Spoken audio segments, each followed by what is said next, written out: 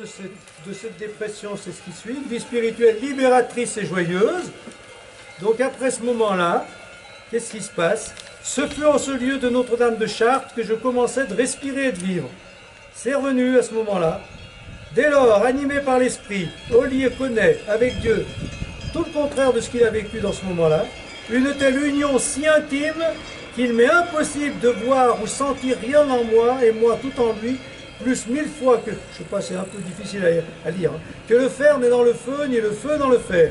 Ces choses étranges que cette union est inconcevable et elle est presque unité. Voilà, à un moment donné, Dieu est tellement en lui qu'il est, vous savez, comme le fer dans le feu, le fer est, hein, le fer tout rouge, hein, voilà, le feu est dans le fer et le fer est dans le feu. Hein, c'est ça, c'est l'union. Il n'y a presque plus de distinction entre Dieu et lui. C'est la communion parfaite. Et donc il vit ce moment de communion et il repart face à ce moment de communion dans la vie qui sera la sienne et qui sera cette vie spirituelle dont on a parlé. Je ne vis plus, il me semble, c'est notre Seigneur qui vit en moi. Car je ne sens que désir de louer, d'aimer et de connaître Dieu. Je ne veux rien que Dieu et ne me contenterai de ne faire autre chose qu'être à Dieu toujours Dieu et rien de plus. Donc là tout va bien, hein, voilà. Rayonner la joie de Dieu, oser dire que Dieu m'habite, rayonner sa joie, voilà. Une vie spirituelle animée par la charité. Alors, donc, les relations aux autres, pour le moment, on n'a pas trop entendu parler, hein, pas beaucoup. Et bien là, il nous en parle avec cette conception qu'il a de la charité. Que veut dire ce mot, la charité?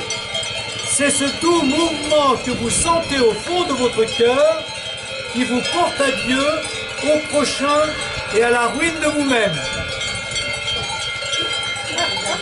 Vous voulez regarder les vaches? Vous contemplez les vaches, c'est une autre manière. C'est elle qui vous parle et qui vous inspire. Je fais la pause, vous regardez les vaches. On est là aussi pour ça, pour la nature, pour le troupeau. Elles ont été fidèles toute l'année. On les a eues presque toutes les fois. Leur musique. Mon Dieu.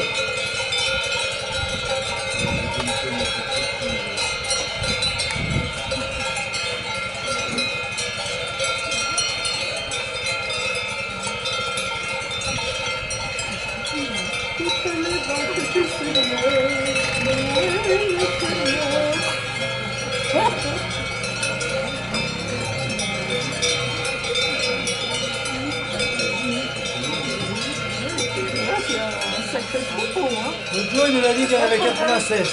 Alors ça peut préparer une journée.